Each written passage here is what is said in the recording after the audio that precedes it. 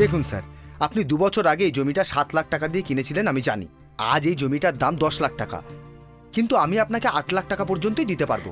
আপনি আমাকে অরিজিনাল ডকুমেন্টসগুলো দিন আর এখানে একটা সাইন করে দিন। এই সাইন করুন। সাইন করুন। Thanks sir. আপনি যদি কোনো মন্ত্রীর কাছে যেতেন তবে আমি মোটেই ভয় পেতাম না, কিন্তু এই ছেলেগুলোর কাছে কাদের থেকে? মোবাইল ফোনেই আজকাল ওরা সব কাজ করিয়ে ফেলে। বল রাধিকা। জমির সমস্যাটা মিটে গেছে, ওনার নিজে এসেই সেটেল করে দিয়ে গেছেন। কেউ একজন রেকমেন্ড করে দিয়েছিল। আমি বুঝতেই পারছি না আমি কি করব। একটা কাজ কর, সোজা মন্দিরে যা, পুজো দে, মালা দে, তবেই তোর মনটা শান্তি পাবে। ঠিক আছে। আপনি ঠিকই বলেছেন, এমএলএ সাহেব অন্যায় করছে। এই নদী থেকে বালি তোলার কন্ট্রাক্টটা নিজের বেনামি কোম্পানির নামেই করে রেখেছে। প্রতিদিন 250 গাড়ির পারমিট নিয়ে 400 থেকে 500টা গাড়ি বের করে নিচ্ছে। সমস্ত বালি দামোদর থেকে হলদিয়ায় শুধু চলে যাচ্ছে ট্রাক ভর্তি করে। আমরা সমস্ত চেকপোস্টের রিপোর্টও নিয়ে এসেছি, অফিসারকেও নিয়ে এসেছি সঙ্গে। ডাকো। আপনি মালিককে বলুন। নমস্কার।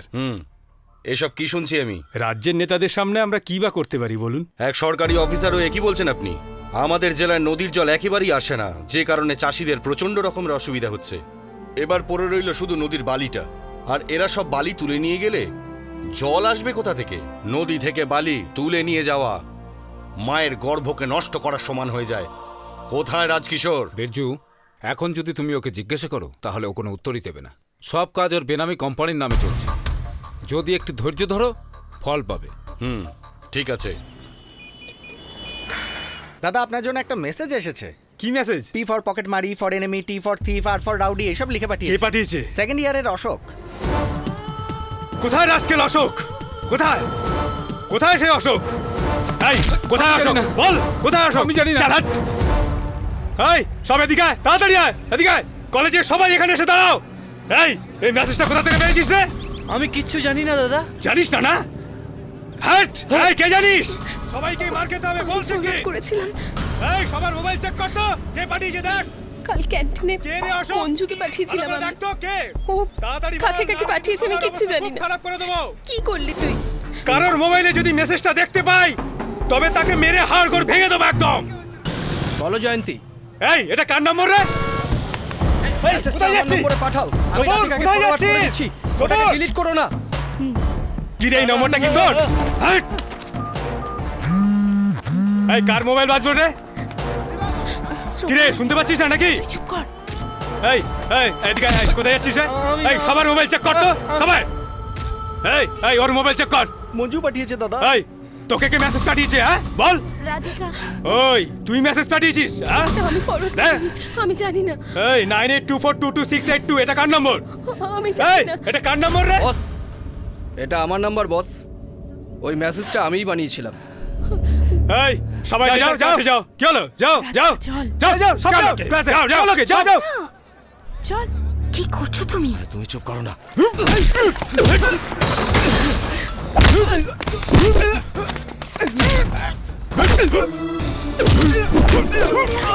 তুমি গিয়ে সত্যিটা বলে দেবে। এই তুই এখন গিয়ে সত্যি বললে আরো সমস্যা বেড়ে যাবে। চলে আয়।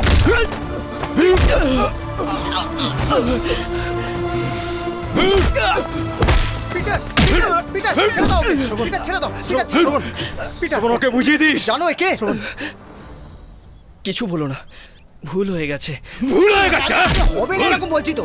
এই ওকে নিয়ে যাও এখান থেকে। জানি না কার সঙ্গে পাঙ্গা নিচ্ছে। চল আয়, চলে আয়। চলে আসো। কিরে ভাই, ও তোকে মারলো আর তুই ওকে ছেড়ে দিবি? আর জামাইবাবু, তুমিও দাঁড়িয়ে দাঁড়িয়ে দেখলে? এই শহরে কাজ করার চাইতে তো ভালো গ্রামে গিয়ে গরুর গোবর পরিষ্কার করি, তাতে কিছু পুণ্য পাওয়া যাবে। এই চুপ কর। এই তুই আমাকে কেন বলছিস? ও আজ বাজে মেসেজ কেন পাঠিয়েছে? আরে ও তো মেসেজ পাঠাবেই, কিন্তু তোমার তো ওকে বাঁচানো উচিত ছিল। তুমি তো ওর থেকে বয়সে গরম বড় করিস না। নাকি? আর তুই হারামি, শালা শয়তান। আরে থাম না, দাঁড়িয়ে দাঁড়িয়ে মজা দেখছিলিস না? এবার তো চুপ কর। কি চুপ করবো? চুপ চুপ। তোর মনে যা আসবে তুই তাই করবি, তাহলে আমার মনে যা আসবে আমিও তাই করব। আমি এক্ষুনি ফোন করে মালিককে সব মোবাইল কেড়ে নিলে কি হবে? পিসিও নেই, আমি পিসিওতে যাব, সেখান থেকে গ্রামে ফোন করবো আমি। আমি শান্ত হয়ে বসে আছি, তার কারণ ওই মেয়েটার যাতে কোনো ক্ষতি না হয়। তুই চেঁচিয়ে যাচ্ছিস, মেরে ফেলবো। মারতে চাস তো মার আমাকে, তবে একটা কথা স্পষ্ট বলে রাখি, এই শহর ছেড়ে যাওয়ার আগে ওদের যদি তোর সামনে নাক্ষত না খাওয়াতে পেরেছি তো আমার নাম গণেশ নয়। এসব কি দেখাচ্ছেন স্যার? ওই প্রফেসর সোজা কমিশনারের কাছে কমপ্লেন করে দিয়েছে। ওর মজা দেখাচ্ছি এবার। আমি বলছি তুই অ্যারেস্ট হয়ে যা। 1 সপ্তাহ পরে ফাইলটা এই টেবিল থেকে ওই টেবিলে চলে যাবে, আর তুই জামিন পেয়ে যাবি। আর তা না হলে কমিশনার তোর পিছনে পড়ে যাবে। ঠিক আছে, আমাকে অ্যারেস্ট করে নিন। খুব খারাপ লাগছে রে, সেই থেকে আমি ঘুমোতে পর্যন্ত পাচ্ছি না। আমার ভুলের শাস্তি ও ভোগ করছে ভেবেই কষ্ট হচ্ছে। জানিস তো, ওকে আমি সরি মেসেজ 4 বার পাঠিয়েছি, কোনো রিপ্লাই নেই। আমার মনে হয় যে ওর কাছে আমার ভুল স্বীকার করা উচিত। আচ্ছা, যখন সরি বলতে যাবি তখন থ্যাঙ্কসও বলিস। থ্যাঙ্কস? ওই যে জমির মালিক টাকা ফেরত দিল, সে ব্যাপারে রেকমেন্ড করার লোকটা সে আর কেউ নয়, শ্রবণ। ওর মালিকের সঙ্গে কথা বলে তোদের পয়সা ফেরত দেবার ব্যবস্থা করেছিল।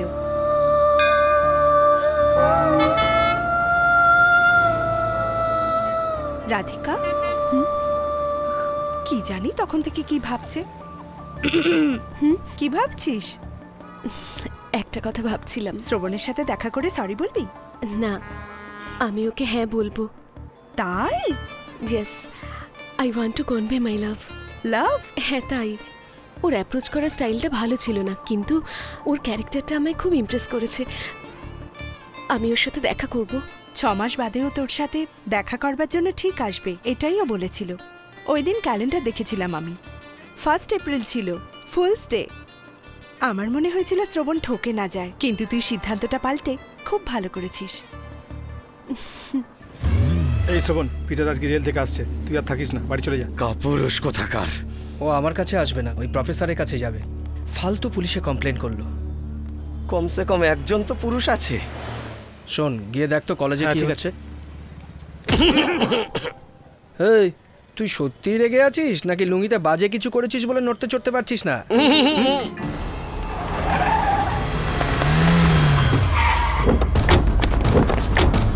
প্রফেসর, বেরিয়ে আয়!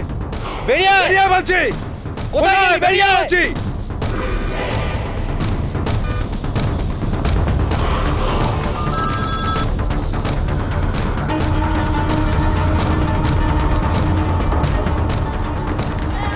কি রে প্রফেসর, তুই আমার নামে কমপ্লেন করেছিস? তোর এত বড় সাহস, তুই আমার নামে কমপ্লেন করেছিস? তোর কলেজে প্রিন্সিপাল আমার সামনে মুখ তুলে কথা বলার সাহস করে না, আর তুই সাধারণ প্রফেসর হয়ে আমার নামে কমপ্লেন করতে যাচ্ছিস? হ্যাঁ, এই, এই, যা এখান থেকে, যা, সর সর সর। দেখ তোর বরকে কি করি, দেখ। তোর তো সাহস কম নয়। তুই কি করে এই, পিটার। পুলিশের চর? তুই কি করে পুলিশের লোক? পিটার, বল, উত্তর দে। আমায় কি বলছিস, বল। ছেড়ে দে, এই, হ্যাঁ। ছেড়ে দে। ও নিজেকে ভাবে কি? হ্যাঁ, আমার নামে কমপ্লেন করবি? হ্যাঁ, কি বলেছিলি তুই? হ্যাঁ, কি বলেছিলি? আমাকে গুন্ডা বলেছিলি? হ্যাঁ, আমার কথার উত্তর দিবি না? না, তাহলে এক কাজ কর, ওই বোর্ডে গিয়ে লিখে দে যে আমি গুন্ডা হই। যা যা, লেখ গিয়ে যা। আরে যা না। দেখো ভাই, যা। ওনাকে ছেড়ে যা না, যা। দাও। ওনাকে কিছু বলো না, আমি তোমার কাছে হাত জোড় করছি, তোমার পায়ে পড়ছি, ওনাকে ছেড়ে দাও। উনি আমার স্বামী, ওনাকে কিছু বলো না। বস, এ তো বোর্ডের মধ্যে গুন্ডা লিখে দিল। এই, আমি গুন্ডা? এবার তোর মজা দেখাচ্ছি। আরে শালা, তো দেখ গুন্ডা কি করতে পারে। দেখ।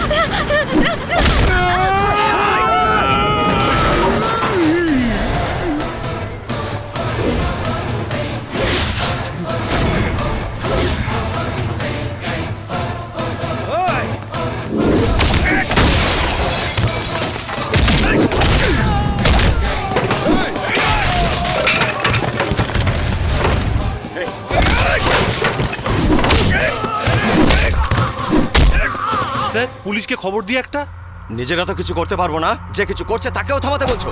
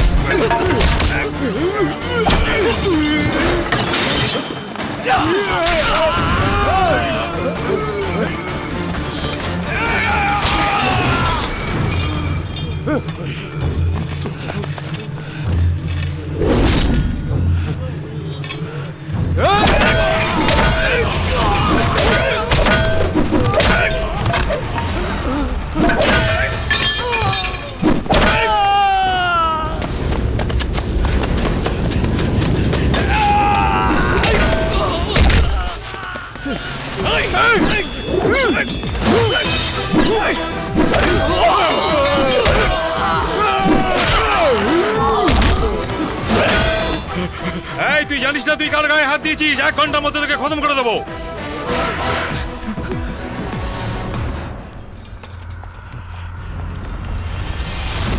শোনো, তুমি এখান থেকে চলে যাও। ওরা ফিরে আসলে তোমাকে আর জ্যান্ত ছাড়বে না।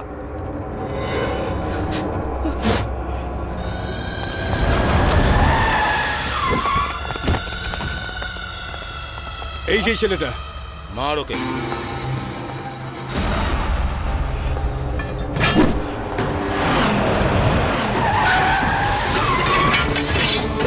বীরজু প্রধান এখানে? এই দাঁড়া।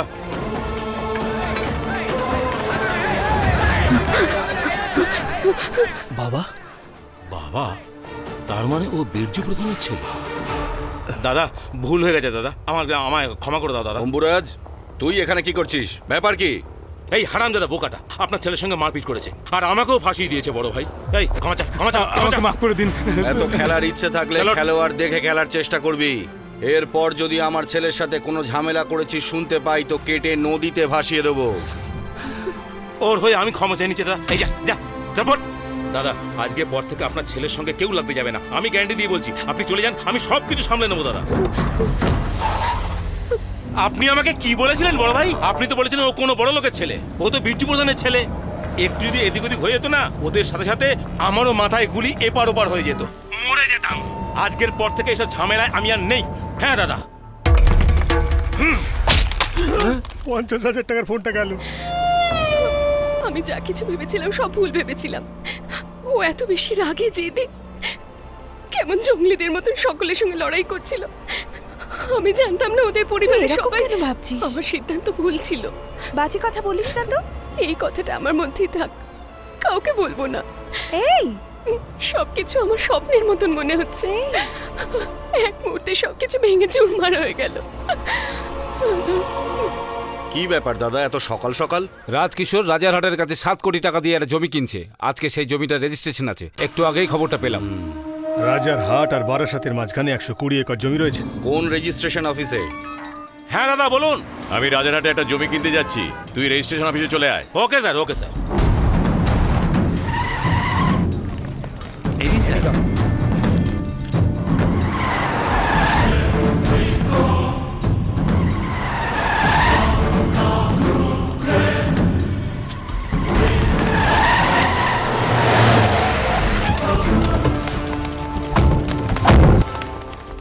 আরে দাদা, আপনি এখানে? তুমি এখানে কি করছো? একটা জমি রেজিস্ট্রি করতে এসেছিলাম। আচ্ছা, সেটা কার টাকা দিয়ে?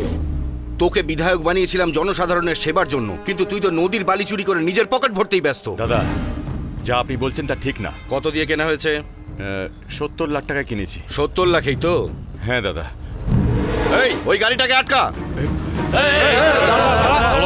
দাদা, আপনাদের নিজেদের ঝামেলায় আমাদের জড়াবেন না। পুরো 7 কোটি 30 লক্ষ টাকার জমি, আমাদের পরিবারটা অনেক বড়। এই টাকাটা পেলে আমাদের অনেক সমস্যা মিটে যাবে দাদা, আমাদের উপর দয়া করুন। আমি আপনাদের টাকায় হাত দিতে চাই না, কিন্তু যতক্ষণ না সমস্যার সমাধান হচ্ছে ততক্ষণ কেউ কোথাও যাবেন না। এটা রাখুন তো। কি রে, এই 7 কোটি টাকা তুই কোথা থেকে পেলি? কোন দোকান থেকে কিনলি? কোন গাছে ফলালি? না মানে, আমি আমার বউয়ের কিছু গয়না বিক্রি করে সেই টাকা দিয়ে কিনেছি দাদা। ও, তোর বউ এত গয়না পেলো কোথায় রে? দাদা, আমি আপনাকে প্রচন্ড সম্মান করি। আর আপনি কি না এমএলএ, আমি না আপনি, যে প্রত্যেকটা কথা জবাব দেবো? পার্টি চালাবার জন্য কি ঘর থেকে পয়সা দেবো?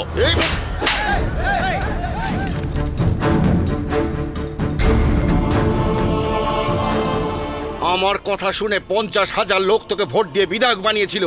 এখন আমি ওদের সামনে কোন মুখে দাঁড়াবো? বাবা, আমি সব কথা শুনেছি। এর একটা উপায় আছে। বল কি? লোকের টাকায় কেনা এই জমিটা এখানকার লোকেদের নিজের হাতে উনি দান করে দিতে পারেন। এটা কি সম্ভব? হ্যাঁ সম্ভব বাবা, এর স্ট্যাম্প ডিউটিও কম, এখনই কাগজ তৈরি হয়ে যাবে। ঠিক আছে, রেডি কর। শুনুন, আমি যা বলছি সেগুলো টাইপ করুন তো। 100 টাকার পেপারে গ্রামের নাম শিবগঙ্গা, আমার নাম রাজকিশোর, বয়স 46, আমার সমস্ত সম্পত্তি এখানকার গ্রামের লোকেদের আমি দান করে দিচ্ছি। এর জন্য কেউ আমাকে বাধ্য করেনি, আমি স্বইচ্ছায় এটা দান করছি। এর জন্য কারুর কোনো আপত্তি থাকবে না।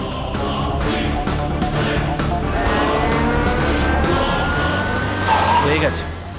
ভেতরে গিয়ে সইটা করে দে, না হলে জেল হাজতে পচে মরবি তুই।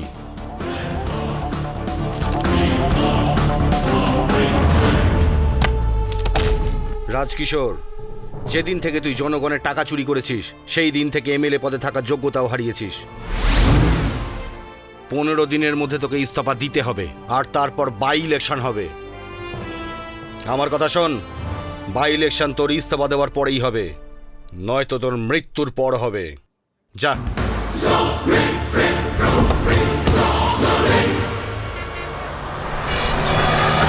কি হলো দাদা? 4 দিন ধরে আপনি এখানেই রয়েছেন, বৌদি আপনাকে বারবার ফোন করছেন। ওখানে আমি ফিরে কি করে যাব? ও যে আমাকে থাপ্পড় মেরেছে সেটা এতদিনে গ্রামের সবাই জেনে গেছে। আমার সম্মান চলে গেছে, মর্যাদা চলে গেছে, আর যে টাকা ছিল সেটাও গেছে। শুধু কি তাই, ওর ওই ছেলেটার মারাত্মক আইডিয়ার জন্য আমার সমস্ত সম্পত্তি হাতছাড়া হয়ে গেছে।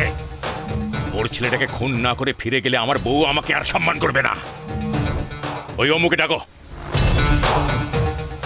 শোন, কাল আমি পার্টি মিটিংয়ে যাচ্ছি, ওই বীরজুর ছেলেকে খতম করে দিতে হবে। দাদা, এই কাজ আমার দ্বারা। আমি কাজটা তোকে করতে বলছি না, আমি বাইরে থেকে লোক ভাড়া করে আনবো। তুই শুধু বসে ওখানে তামাশা দেখবি, মাঝখানে একদম নাক গলাবি না। যা বলবেন। এই লোকটা আমাকে বীরজু প্রধানের শত্রু বানিয়েই ছাড়বে। যে কোনো অবস্থায় এখান থেকে কেটে পড়তেই হবে।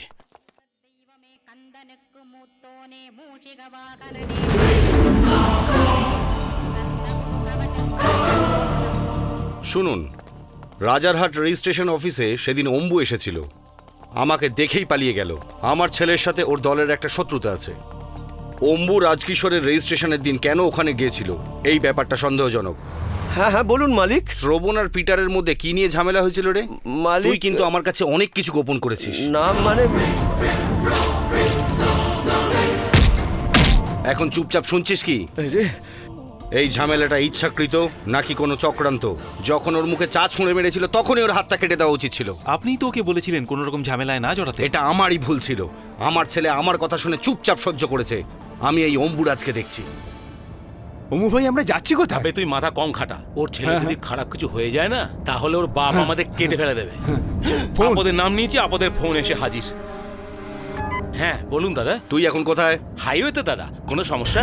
আমি ফোনটা কাটছি, তুই ওখানকার কোনো ল্যান্ডলাইন থেকে ফোন কর। হ্যাঁ কেন দাদা? আমি জানতে চাই তুই গ্রামে আছিস না নেই।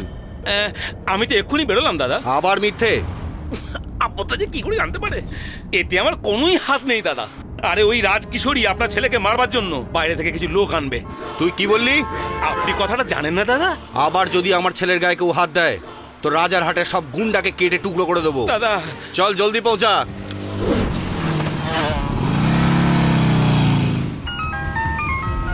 শ্রবণ, কোথায় রে তুই? মিউনিসিপ্যালিটি অফিসের সামনেই আছি। আশেপাশে কোনো পুলিশ স্টেশন আছে? হ্যাঁ, কাছেই একটা পুলিশ স্টেশন আছে। ওখানে গিয়ে ইন্সপেক্টরের সাথে আমার কথা বলা এক্ষুনি। কি ব্যাপার বাবা?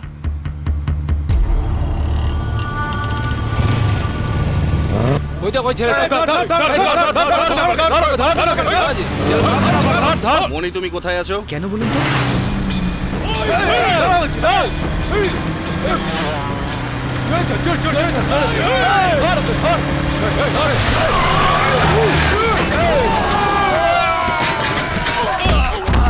খোঁজ নিলাম, পুলিশ স্টেশনে আসেইনি। তোমার ছেলেদের বলো এখনই ওকে খুঁজে বার করতে।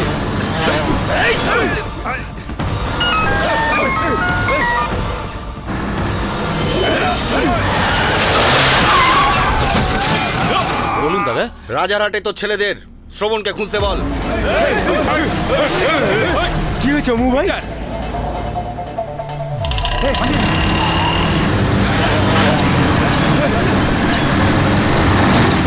আরে তোরা যেখান থেকে পারিস খুঁজে বের কর, যা।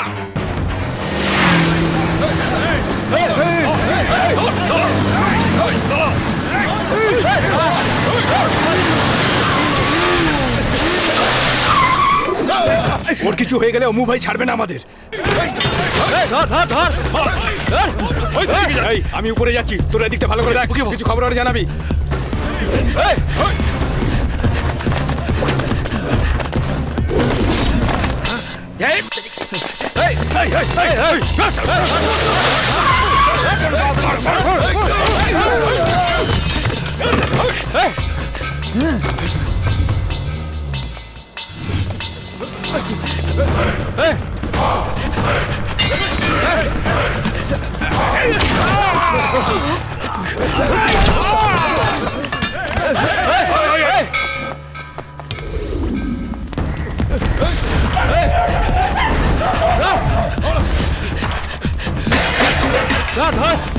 ধর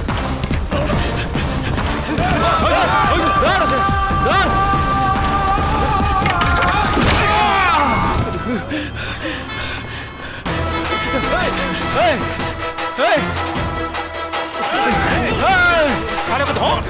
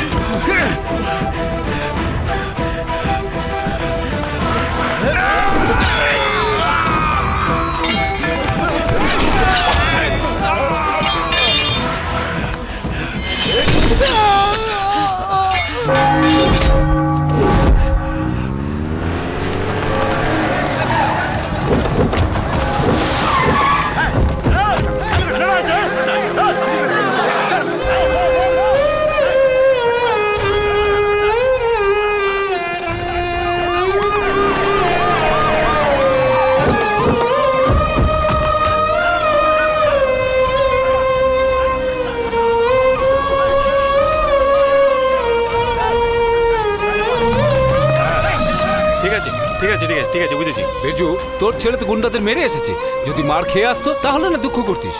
আমার ছেলে কোনো রকম নিজেকে ঝামেলায় জড়াতে চায়নি, কিন্তু শত্রুরা ওকে অস্ত্র ধরতে বাধ্য করলো। দেখো অম্বু, রাস্তায় চলাফেরা করা সব মানুষই ভিডিও বানিয়ে ফেলেছে। বিকেলে ওটা বেরিয়েও যাবে পেপারে। ওকে পিসিতে নিতেই হবে। ঠিক আছে, কিন্তু এটা লিখবেন ইন্সপেক্টর সাহেব, ও নিজেকে রক্ষা করবার জন্য গুন্ডাদের মারতে বাধ্য হয়েছিল। তাছাড়া এই কথাটাও লিখবেন যে ও নিজে এসে পুলিশের কাছে ধরা দিয়েছিল বলে বেল পাওয়াটা অনেক সহজ হয়ে যাবে। আমি অনেকভাবে চেষ্টা করেছিলাম দাদা, কিন্তু 15 দিনের জন্য ওকে পুলিশ হেফাজতে নিতেই হবে। এই কথাটা ইন্সপেক্টর সাহেব বললেন দাদা। আমার 3-4 জন লোক ভেতরে রয়েছে, ওরা শ্রবণের দেখভাল করবে। তুই আমার কাছে অনেক কিছু লুকিয়েছিস। আমরা নেতাদের ভরসাতেই বেঁচে রয়েছি বড় ভাই, কিছু করতে পারলাম না, আমাকে ক্ষমা করে দিন। যা যা। রাজকিশোর কোথায়? রাজকিশোর বাবু মিটিং এর জন্য দিল্লি গেছেন। গাড়ি এয়ারপোর্টের দিকে নিয়ে যাবি। যখনই ও বাইরে বেরিয়ে আসবে ওকে ওখানেই মেরে দিবি। বাবা, টেনশন করবেন না। যদি আপনি এত টেনশন করেন তাহলে ওরা ওদের প্ল্যানে সফল হয়ে যাবে। আপনি বাড়ি যান, পরে দেখছি কি করা যায়। স্যার, সময় হয়ে গেছে, কোর্টে নিয়ে যেতে হবে।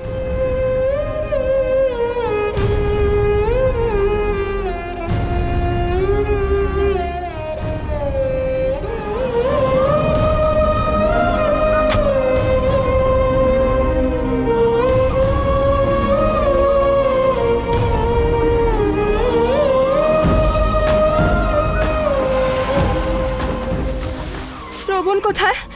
তুমি শ্রবণকে আনলে না, তুমি ওকে জেলে পাঠিয়ে দিলে। ওরে কি ক্ষতি হলো? হে ভগবান, আমার এ কি হলো?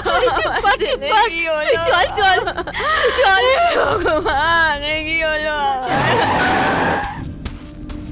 যে দিন থেকে ও আমার ছেলেকে মারবার প্ল্যান করেছে, সেই দিন থেকে ও শুধু গ্রামের সাথে না, আমার সাথেও বিশ্বাসঘাতকতা করেছে। আমি ওকে মারবই।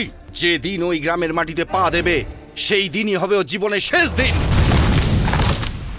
দাদা, বিরজু প্রধানের ছেলেকে মারার জন্য আমরা যে লোক পাঠিয়েছিলাম সেটাও জানতে পেরেছে। আমি গ্রামে ফিরে গেলেও আমাকে আস্ত রাখবে না। এই মন্ত্রীদের সমস্যাটাও বেড়ে চলেছে। আগে এই হোটেলটা খালি করে এমএলএ হোস্টেলে চলে যা। ঠিক আছে, ঠিক হতে পারে না, কখনোই হতে পারে না, কখনোই হতে পারে না।